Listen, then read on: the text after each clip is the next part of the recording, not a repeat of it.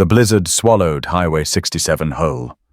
Jim Carter's headlights carved through the darkness, catching two fragile silhouettes huddled against the steel guardrail. Twin girls, maybe 5. Their breath formed desperate clouds in the bitter air. Thin cotton jackets clung to trembling shoulders, small fingers intertwined like broken prayer beads beneath the skeletal arms of an ancient oak. In the back seat, 7-year-old Brooke slept peacefully, her cheek pressed against fogged glass. The dashboard clock glowed 11:32 p.m. on Christmas Eve, 12 degrees below zero, miles from civilization, hours since sunset. "Mister, are you taking us to the White Place?" The whispered words would haunt him, because what Jim discovered about these abandoned children would unravel everything he believed about fate, family, and the true meaning of Christmas miracles. Jim's breath crystallized in the frigid air as he stepped from his truck. The wind cut through his jacket like broken glass, carrying the sharp scent of snow and something else, the metallic tang of fear that seemed to cling to the two small figures by the guardrail. His boots found purchase on the ice-slicked asphalt with careful precision. The twins pressed closer together as he approached, their matching blue eyes reflecting his headlights like twin moons. Snow had gathered in their tangled blonde hair, creating a crown of ice crystals that would have been beautiful under different circumstances. Instead, it spoke of hours of exposure, of small bodies fighting against elements that could kill them. "Hey there, sweethearts," Jim said, his voice barely above a whisper. He knelt slowly, keeping his movements deliberate and non-threatening. "My name's Jim. Can you tell me your names?" The wind howled through the bare branches overhead, making the ancient oak creak ominously. Both girls flinched at the sound but didn't break eye contact with him. The braver twin stepped forward slightly, her chin raised in defiance despite the way her whole body shook. "I'm Rose," she said, her voice carrying a strange formality for such a young child. "This is my sister Iris." She gestured protectively toward the quieter girl, who hadn't spoken yet, but watched Jim with the intensity of a wild animal, evaluating threat levels.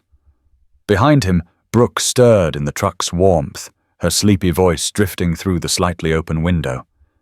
"Daddy, what's happening?" The sound of another child's voice seemed to ease some of the tension in the twins' postures. Rose's rigid shoulders dropped slightly, and Iris took half a step closer to her sister. "Where are your mom and dad?" Jim asked gently, though something in their demeanor already suggested he wouldn't like the answer. The girls exchanged one of those wordless communications that twins were famous for, an entire conversation passing between them in the space of a blink. Rose's lower lip trembled before she pressed it into a determined line. When she spoke, her words carried the careful cadence of a child repeating instructions she'd been given. "Aunt Brenda said to wait here by the big tree. She said someone nice would come get us and take us somewhere warm." Iris finally found her voice, though it came out as barely more than a breath.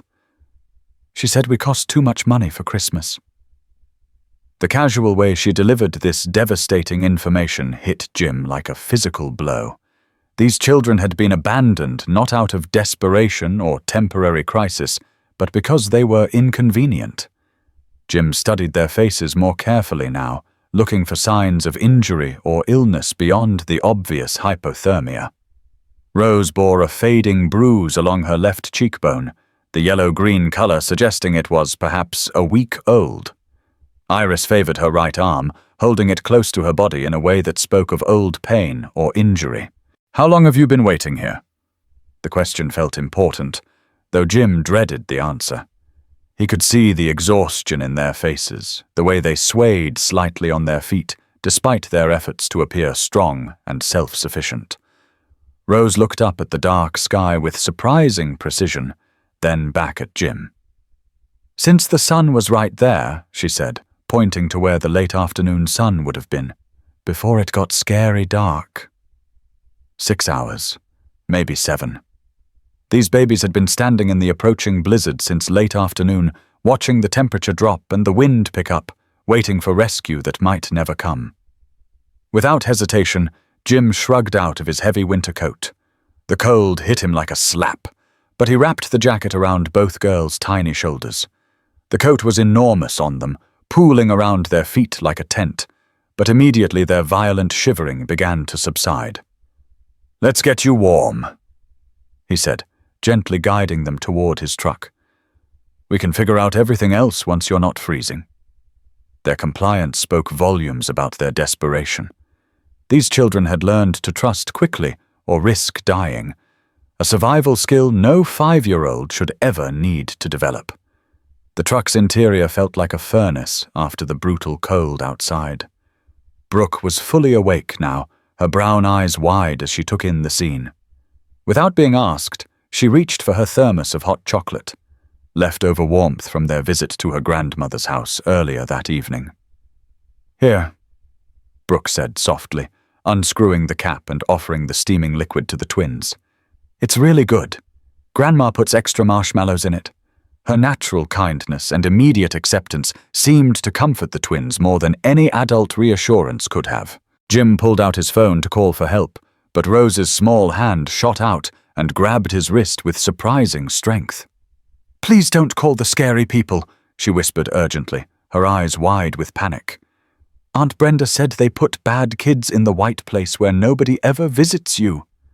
The fear in her voice was raw and real, born from whatever experiences had taught these children to view authority figures as threats rather than sources of help. Jim covered her small hand with his own, feeling how cold her fingers still were despite the truck's warmth. "I'm going to call Sheriff Watson," Jim explained gently, watching both girls' faces for signs of escalating panic. "He's a friend of mine, and he has little kids too. He helps children who need safe places to stay." The mention of Watson having children of his own seemed to ease their tension slightly, though wariness remained in their expressions. Jim dialed 911, keeping his voice calm and measured despite the rage building in his chest at whoever could abandon children in a deadly storm. "This is Jim Carter. I'm on Highway 67 about 3 miles south of Pine Valley. I've found 2 young children who appear to have been abandoned. They need immediate assistance." The dispatcher's voice crackled through the phone's speaker. "Are the children injured, sir?"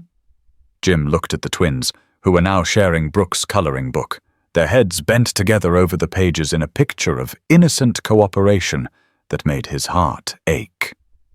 "Cold and scared, but conscious and responsive," Jim reported.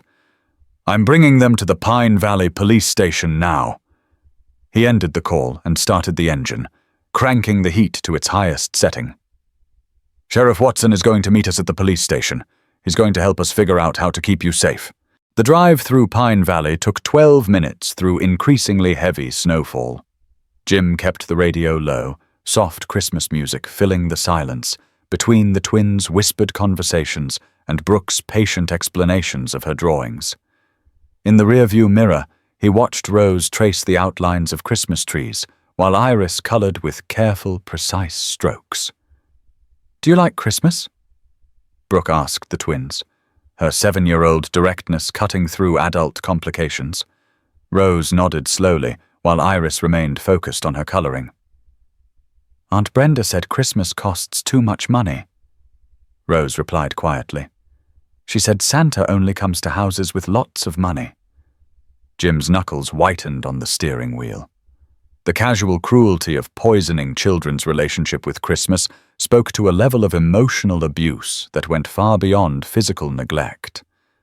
These girls had been systematically taught that they were unworthy of love, celebration, and basic care. Sheriff Watson stood waiting in the police station's bright entrance as they pulled up. At 45, Watson had 20 years of law enforcement experience written in the lines around his eyes. His weathered face remained carefully neutral as he assessed the twins' condition, but Jim caught the flash of anger that crossed his features when he saw their inadequate clothing. The police station felt overwhelmingly bright and warm after the dark highway. Rose squinted against the harsh fluorescent lighting, while Iris moved even closer to her sister, their hands clasped so tightly their knuckles had gone white. The overnight dispatcher, a motherly woman named Carol, had decorated her desk with small plastic Christmas trees and candy cane pens. "Hello there, girls," Watson said, kneeling to their eye level with practiced ease. "I'm Sheriff Watson. That's a pretty name, Rose. And Iris. That's like the flower, right?" His gentle approach and genuine interest in their names seemed to surprise them. They weren't used to adults who saw them as individuals rather than burdens. Watson's questioning was masterful in its gentleness. "Can you tell me what Aunt Brenda looks like?" he asked, pulling out a small notepad, but keeping his movements slow and non-threatening. Rose glanced at Iris before answering, their silent communication continuing even under official scrutiny. "She has hair like ours, but from a bottle," Rose said with startling perceptiveness. "And she gets really, really mad when we ask for food or when we're sick." Her matter-of-fact delivery of this information spoke to how normalized abuse had become in their young lives. Iris found her voice, speaking so quietly Watson had to lean closer to hear. "She locks the kitchen cabinet with a big lock. We're only allowed to eat when she says we can." The systematic starvation these children described was criminal, and Watson's jaw tightened as he made careful notes. "Where do you live with Aunt Brenda?" Watson continued, his voice remaining gentle despite the growing picture of severe neglect.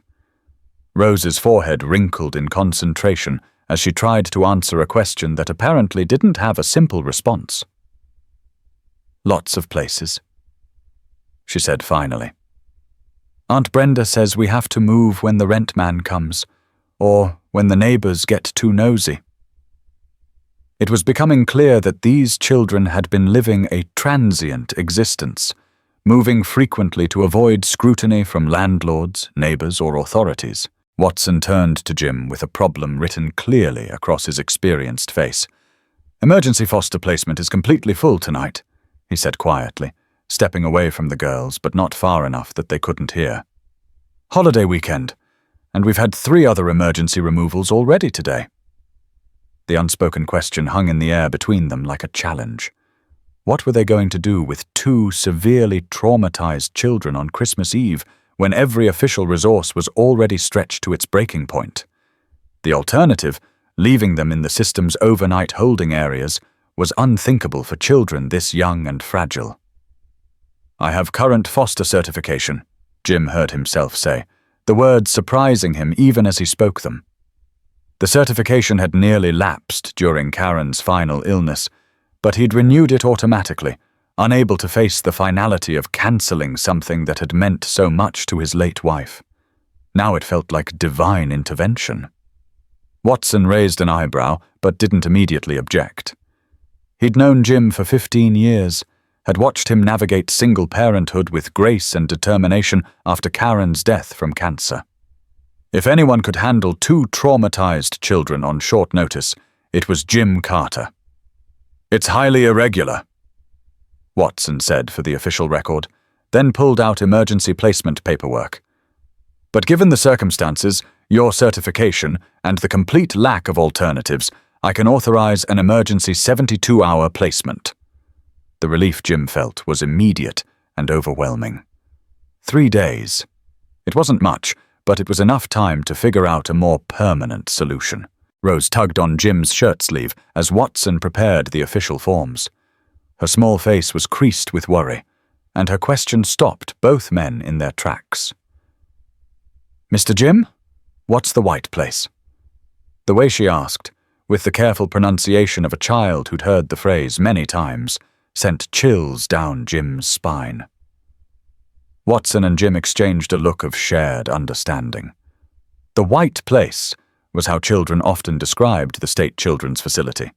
Institutional housing with white cinder block walls, white metal beds, and fluorescent lighting that never quite felt warm. It was clean and safe, but it wasn't home. It was where children went when there was nowhere else. Jim knelt to Rose's eye level, his voice carrying absolute conviction. "You're not going to any white place. You're coming home with me and Brooke tonight." The relief that flooded both twins' faces was instantaneous and heartbreaking. Iris actually smiled, a tiny, tentative expression that transformed her entire solemn face into something beautiful. The paperwork process took 30 minutes of careful documentation. Jim provided his address, phone numbers, and character references, while Watson recorded the twins' physical condition and the circumstances of their abandonment.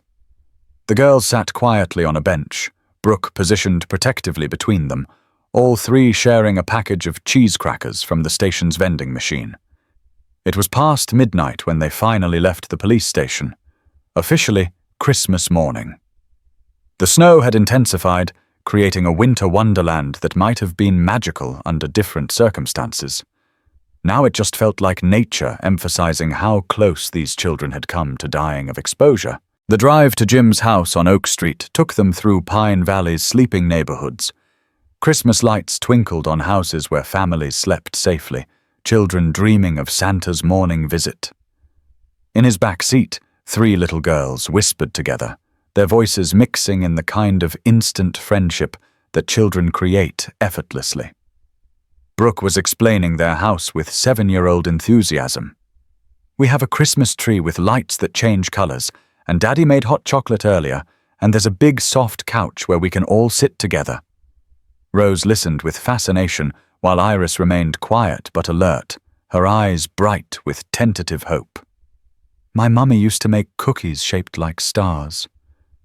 Brooke continued, her voice carrying the matter-of-fact acceptance children have about loss. "She taught me the recipe before she got too sick to bake. Maybe we can make some tomorrow for Christmas." The twins exchanged one of their wordless glances, processing this information about another child who'd lost a mother. Jim's house looked smaller somehow as they pulled into the driveway, its modest Christmas decorations suddenly seeming inadequate for 4 people instead of 2. But it was warm and clean and safe, which was more than the twins had experienced in months. The Christmas lights he and Brooke had strung the previous weekend cast red and green shadows on the snow-covered lawn. Inside, the house smelled like the sugar cookies they'd baked the day before, mixed with the pine scent of their Christmas tree and the lingering warmth of the fireplace Jim had lit that morning. It was the smell of home, and the twins breathed it in like salvation. "It smells like Christmas," Iris marveled, speaking more than she had all evening.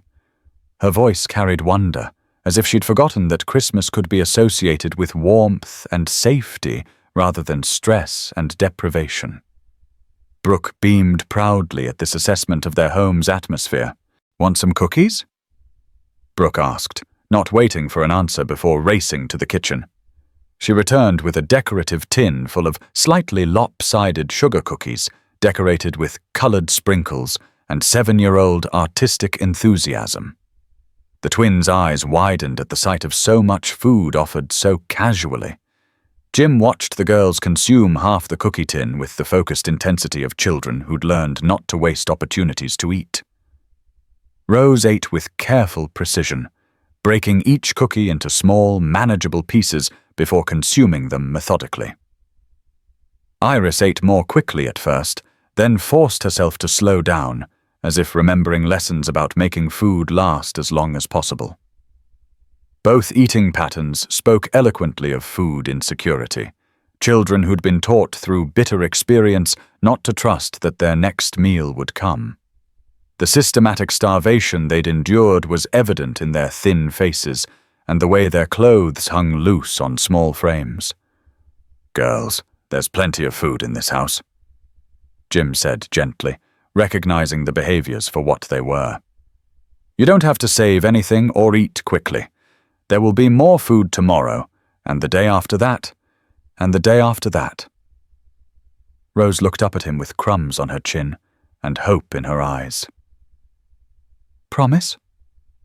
she asked, and the single word carried the weight of every broken promise these children had ever received. Adults who'd said they'd come back and didn't. Adults who'd promised food and safety and love, then disappeared when providing those things became inconvenient. "Promise," Jim replied, and found himself meaning it with an intensity that surprised him.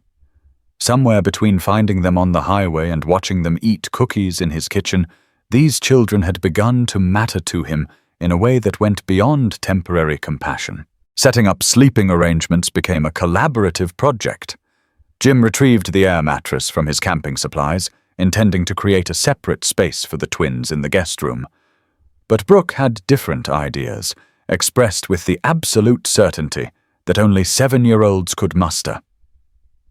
"They should sleep in my room," she announced, as if this had always been the obvious plan. "My bed is big enough for all 3 of us, and sometimes I get scared at night, too. It's better when you're not alone." Her immediate acceptance and instinctive understanding of their need for security seemed to comfort the twins more than any adult reassurance. In Brooke's bright, cheerful bedroom, Jim helped the twins into borrowed pajamas. Rose's set was too large, the shirt hanging off her thin shoulders like a tent, while the pants had to be rolled up multiple times to keep her from tripping. Iris's pajamas featured cheerful cartoon characters that seemed almost surreal against her serious, watchful expression. Both girls moved with the careful, controlled precision of children who'd learned that being noticed often meant being hurt. They touched nothing without permission, sat where they were directed, and maintained the kind of hypervigilance that spoke to months or years of walking on eggshells around volatile adults. As he tucked them into bed, Rose's small hand shot out and grabbed Jim's wrist. "Mr. Jim," she whispered urgently, "will you still be here when we wake up?" The question revealed everything about their experience with adults. The pattern of abandonment, the broken promises, the crushing disappointment of waking up alone in unfamiliar places. "I'll be right downstairs," Jim assured her, gently extracting his wrist from her grip. "I'm not going anywhere. This is my house, and you're safe here." But Rose's grip tightened, her eyes wide with the kind of panic that came from too much experience with adults who disappeared. "Aunt Brenda used to say that too," Iris added quietly from her side of the bed. "She said she'd be right back, but sometimes she was gone for 3 whole days." The casual way she delivered this information about abandonment and neglect hit Jim like a physical blow. Brooke, already settled between the twins with the unconscious generosity of childhood, reached out and took both girls' hands. "Daddy doesn't lie," she said with absolute certainty. "When he says he'll be here, he'll be here. That's what daddies do when they love you." Sleep came fitfully for everyone that first night. Jim dozed restlessly in his recliner downstairs, his ears tuned for any sounds of distress from the children's room above. Around 3 in the morning, he heard quiet crying and found Iris standing in the hallway, disoriented and trembling. "I dreamed we were back on the road," she whispered, tears streaming down her face. "I dreamed the scary car came back." Jim carried her back to bed, where Rose immediately made room and Brooke wrapped protective arms around both twins. Within minutes, all 3 girls were asleep again, hands clasped together like lifelines. Christmas morning dawned bright and bitterly cold, the kind of crystalline winter day that made everything sparkle like diamonds. Jim woke to the unprecedented sound of muffled giggles from upstairs, the first genuinely happy sounds he'd heard from the twins since finding them. In the kitchen, he discovered his coffee maker already brewing, the familiar morning ritual handled by his remarkably capable 7-year-old daughter. Brooke had remembered his need for caffeine and taken care of it herself, a small kindness that reminded him how much she'd matured since Karen's death. "Daddy!" Brooke bounded down the stairs in her Christmas morning pajamas, practically vibrating with excitement. "Rose and Iris have never made snow angels. Can we go outside and show them after breakfast?" The twins followed more slowly, wearing Brooke's spare clothes, their hair brushed and faces clean. In the morning light, They looked almost like normal children if you could ignore the wariness that never quite left their eyes and the way they automatically stayed within arm's reach of each other. The instinctive protective positioning spoke to months of depending on no one but each other for safety and comfort. Under the Christmas tree, wrapped presents waited for Brooke, carefully chosen gifts that Jim had selected with love and their modest budget in mind. A new art set, books she'd mentioned wanting, a stuffed animal to replace the one that had been loved to pieces. But there was nothing for the twins, and Jim watched their faces as they processed this reality. They didn't complain or pout or show any signs of disappointment. Instead, they simply accepted their exclusion with the resigned understanding of children who'd learned not to expect inclusion in celebrations or joy. Their lack of reaction was somehow more heartbreaking than tears would have been. Jim disappeared into the garage, his mind racing as he searched for anything that could be quickly wrapped and presented as Christmas gifts. He emerged with 2 items from his workbench, a small, precise flashlight for Rose and a beginner's tool set for Iris, wrapped hastily in brown paper and tied with kitchen twine. "Every good person needs proper tools," he explained with mock seriousness as he presented the gifts, as if these were precious treasures instead of desperate improvisations. "These are special tools that help you fix things and find your way in the dark." The twins accepted their gifts with the reverence usually reserved for religious artifacts. Rose clutched her flashlight with both hands, turning it over and over as if memorizing every detail.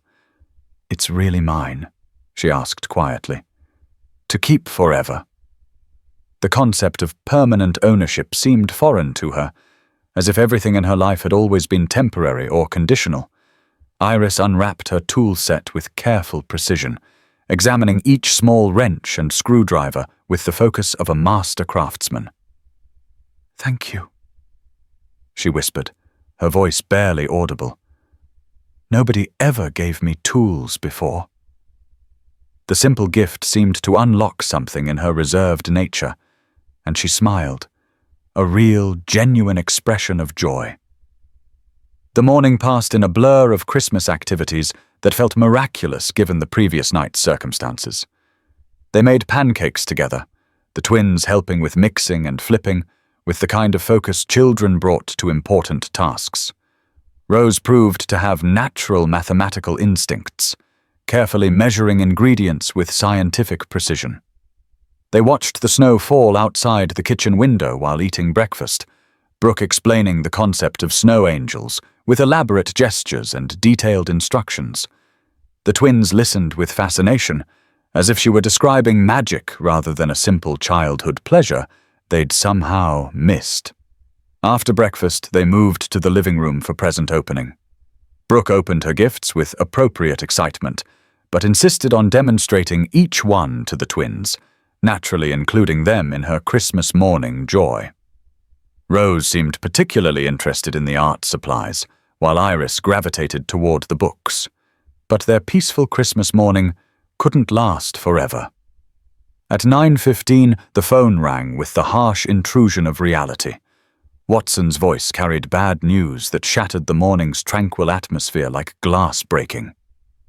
"Jim, we've got a problem. Brenda Mitchell cleared out of her apartment yesterday morning. Landlord says she took everything and disappeared." The timing was devastatingly clear. Abandonment followed immediately by flight, a calculated decision to dump unwanted children and escape any consequences or responsibilities. The twins had been discarded like unwanted Christmas presents, left for someone else to deal with permanently. While Jim processed this information and its implications, another disruption arrived at his front door. The knock was sharp, official, and somehow ominous in its authority. Jim opened the door to find a stern-faced woman in her 50s, clipboard clutched like a weapon, professional authority radiating from every line of her body. "Mr. Carter," her voice carried the crisp efficiency of someone accustomed to being obeyed without question. "I'm Helen Crawford from Family Services. I understand you have 2 emergency placements here that require immediate assessment and processing. Her tone suggested she'd already made judgments about the situation and found it wanting. The twins' reaction to Crawford was immediate and instinctive. Rose stepped protectively in front of Iris, her small body rigid with tension. Both girls seemed to recognize the type of adult Crawford represented, the kind who made decisions about children's lives based on paperwork rather than human understanding. Crawford stepped into the house without invitation, her sharp eyes scanning the interior with clinical assessment. She noted the Christmas decorations, the evidence of breakfast, the way the children clustered together in the living room. Everything was catalogued and judged according to criteria only she understood.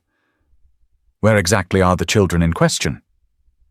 she asked, though Rose and Iris were clearly visible in the living room, pressed against each other like small animals seeking shelter. Her refusal to address them directly or acknowledge their presence as individuals rather than cases spoke volumes about her approach to child welfare. "They're right here," Jim replied, his own protective instincts rising in response to Crawford's cold professionalism. "Playing." But Crawford wasn't interested in their current state of contentment or the obvious progress they'd made in less than 24 hours of stability and care. Crawford consulted her clipboard with bureaucratic precision, then pulled out a folder of official documents. "I'm here to arrange immediate transfer to appropriate facilities," she announced, as if discussing the relocation of furniture rather than the destruction of fragile trust. "Rose will go to Riverside Children's Home. Iris will be placed at Westside Group Home." The casual way she announced their separation hit Jim like a physical assault. These sisters, who had survived abandonment and systematic abuse by clinging to each other, were about to be torn apart by a system ostensibly designed to help them. The cruelty was breathtaking in its bureaucratic efficiency. "You want to separate them?" Jim's voice carried more edge than he'd intended, but Crawford's plan was so fundamentally wrong that diplomatic restraint felt impossible. The twins had heard enough to understand what was happening, and their faces had gone white with terror. Crawford's expression hardened at his challenge to her authority, her professional demeanor becoming actively hostile. "Mr. Carter, these children require specialized therapeutic intervention that you're not equipped to provide. Separating twins allows for individualized treatment plans and prevents codependent behaviors that interfere with healthy development." Her response was pure textbook bureaucracy, logical in theory, devastating in practice. She was describing these children's desperate need for each other as pathology rather than the survival mechanism that had kept them alive through months of abuse and neglect. The twins had heard enough. Rose grabbed Iris's hand and they backed toward the stairs, their faces reflecting the kind of terror that came from understanding adult conversations about their disposal. "Please," Rose whispered, her voice breaking with desperation. "We'll be really, really good. We won't eat too much or ask for things or get sick." The heartbreaking litany of promises revealed everything about their previous experiences with adults. They'd learned that their worthiness was always conditional, that they had to earn basic care through perfect behavior, that any sign of normal childhood needs could result in punishment or abandonment. Iris joined her sister's desperate bargaining. "We can sleep on the floor if the bed costs too much money. We don't need toys or Christmas presents. We just want to stay together." Their willingness to accept any conditions, no matter how harsh, as long as they weren't separated, made Jim's chest tight with rage. Crawford remained unmoved by their pleas, consulting her paperwork with clinical detachment. "Mr. Carter, I need to examine your foster certification." Jim's heart sank as he realized what she would find. In the chaos of Karen's final illness and death, the renewal process had slipped through the cracks of his grief-stricken attention. "This certification expired 6 months ago," Crawford announced, with the satisfaction of someone who'd found exactly the ammunition she'd been looking for. "You're not legally authorized to house these children." Her tone suggested that this administrative oversight invalidated everything positive that had happened in the last 12 hours. Jim felt the ground shifting beneath his feet. "I can renew it immediately," he said, but Crawford was already shaking her head with bureaucratic finality. The expired paperwork gave her the authority to remove the children regardless of their obvious well-being and his clear ability to care for them. "However," Crawford continued, consulting her notes with theatrical precision, "Sheriff Watson has provided a strong personal recommendation, and the circumstances are highly unusual. I'm prepared to allow 48 additional hours while we expedite your certification renewal." The relief Jim felt was immediately tempered by her next words. "But I want to be absolutely clear," Crawford continued, her voice carrying unmistakable threat. "Any behavioral issues, medical problems, signs of inability to cope with their special needs, or any other complications will result in immediate removal to appropriate facilities. These children have been through significant trauma and require professional intervention." After Crawford left with promises to return in exactly 48 hours, Jim found the twins huddled in Brooke's closet like refugees seeking sanctuary. They'd pressed themselves into the corner, arms wrapped around each other, eyes wide with the kind of fear that came from too much experience with adult decisions that destroyed their world. "Are we leaving tomorrow?" Rose asked in a voice so small it barely qualified as sound. The resignation in her question was devastating. Not if they were leaving, but when, because children like them always left. They'd learned not to get attached, not to hope, not to believe in the possibility of permanence. Jim knelt outside the closet, giving them space while offering what reassurance he could. "Not if I have anything to say about it," he replied firmly. "But I need you to help me understand what you need to be happy and safe here. Can you do that?" Brooke appeared in the doorway and immediately assessed the situation with the emotional intelligence that children often displayed in crisis situations. Without hesitation, she squeezed into the closet with the twins, wrapping her arms around both girls in a gesture of absolute acceptance and protection. "You're not going anywhere," she declared with 7-year-old certainty that brooked no argument. "We're sisters now, and sisters don't leave each other. That's what Mommy taught me before she died." Her simple acceptance and immediate loyalty seemed to comfort the twins more than any adult promises could have. The rest of Christmas Day passed in a strange mixture of joy and underlying tension. They built a snowman in the backyard, the twins experiencing their first snow angels with wonder and delight. They baked the star-shaped cookies Brooke had mentioned, Rose proving surprisingly adept at rolling dough, while Iris decorated with artistic precision. But beneath every activity lay the awareness that their time was limited. 48 hours felt simultaneously like forever, and no time at all. Jim found himself memorizing small moments, the way Rose concentrated when she read, how Iris hummed unconsciously while drawing, the sound of all 3 girls giggling together in the bathtub. That evening, as they sat down to a Christmas dinner of roast chicken and all the trimmings Jim could manage on short notice, something shifted in the house's atmosphere. The twins were still cautious, still hypervigilant, but they were beginning to relax into the rhythm of family life. "What's your favorite thing about Christmas?" Brooke asked the twins as they ate, her question carrying the genuine curiosity of childhood rather than adult manipulation. Rose thought carefully before answering, as if the concept of having favorites was foreign to her experience. "I like that nobody's angry today," she said finally, "and there's enough food for everybody." Her simple answer revealed so much about their previous Christmas experiences: scarcity, conflict, and the constant tension of walking on eggshells around volatile adults. Iris nodded agreement, then added quietly, "I like that we're all sitting together at the same table. Aunt Brenda made us eat on the floor because she said we made too many messes."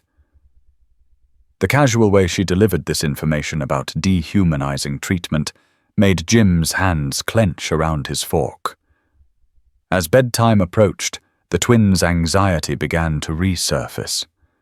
The temporary nature of their safety weighed on them, and they moved with the careful precision of children trying not to do anything that might hasten their departure.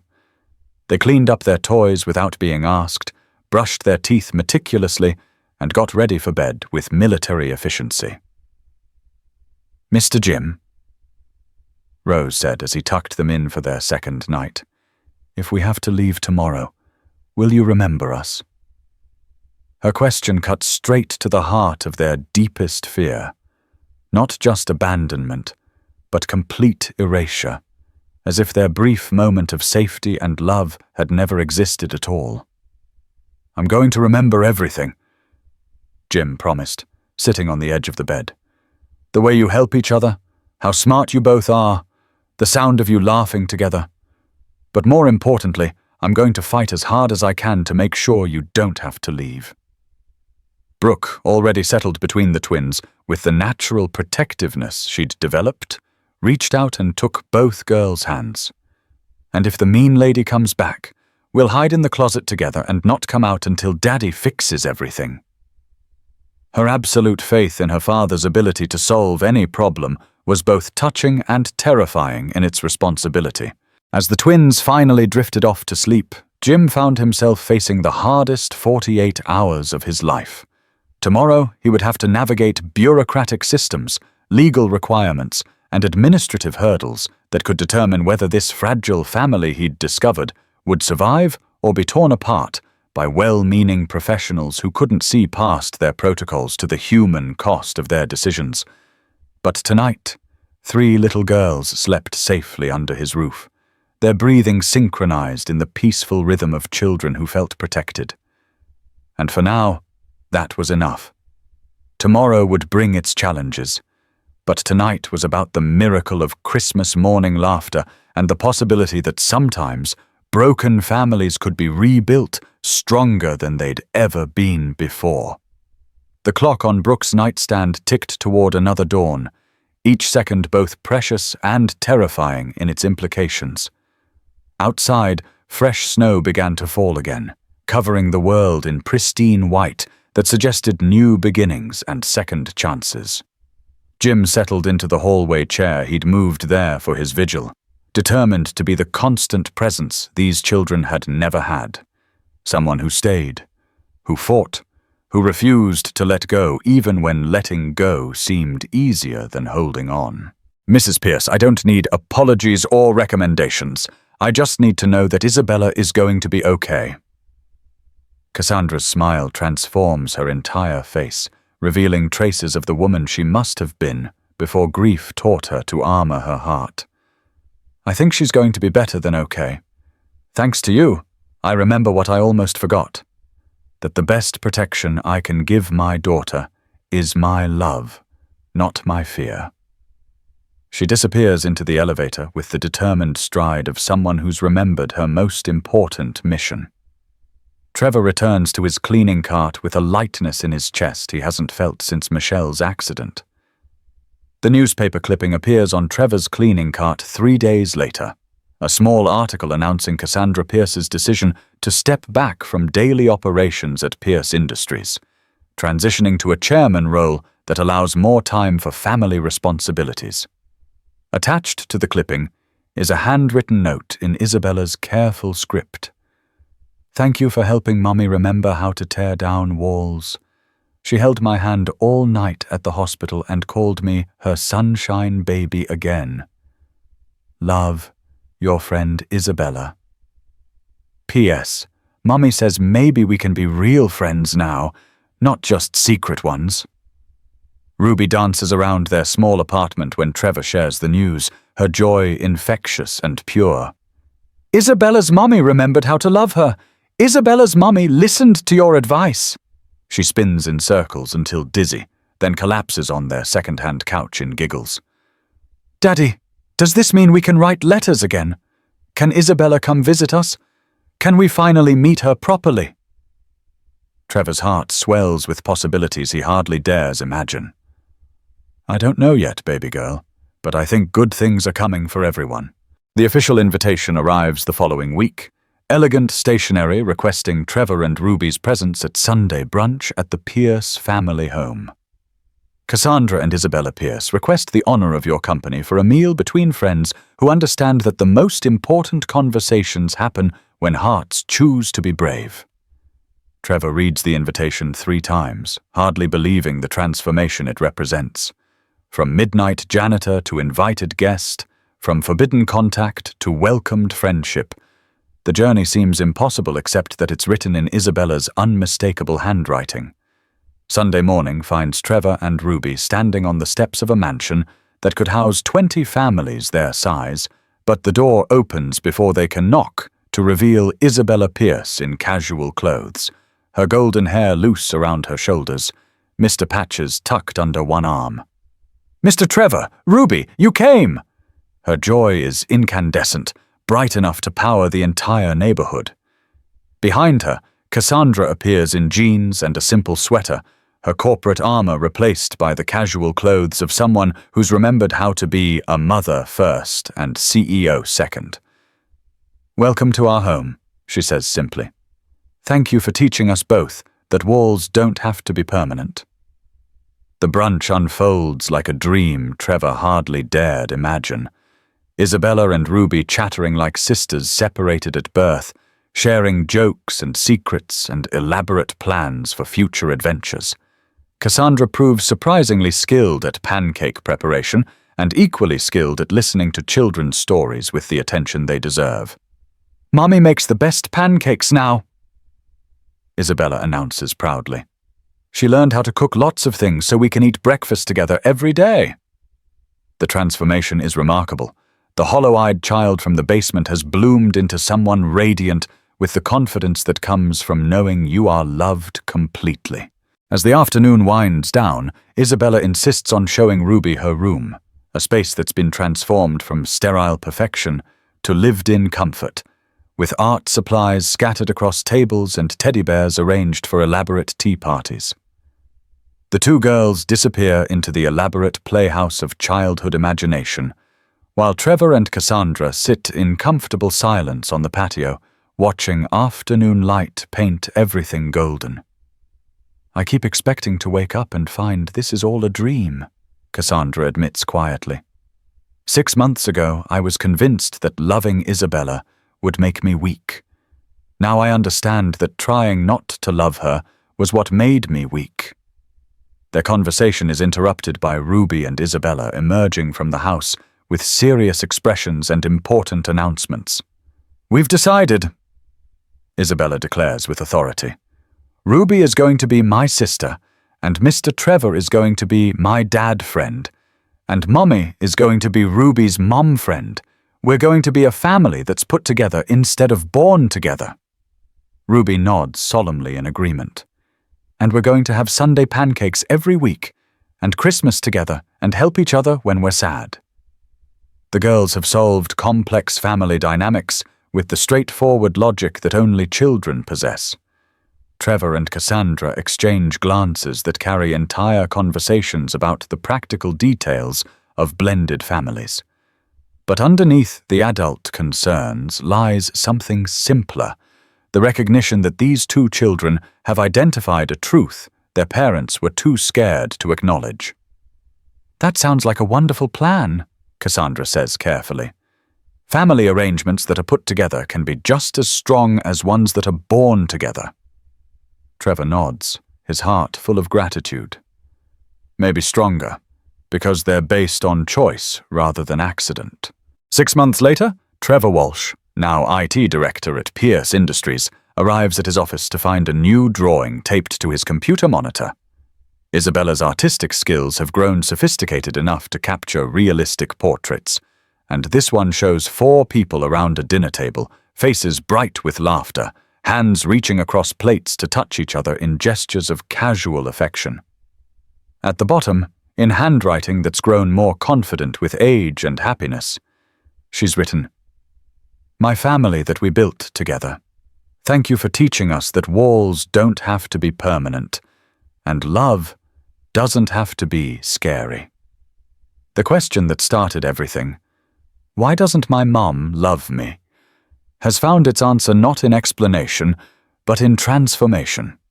Sometimes the most important questions aren't meant to be answered with words, but with actions that prove love was there all along, just waiting for someone brave enough to tear down the walls and let it shine through.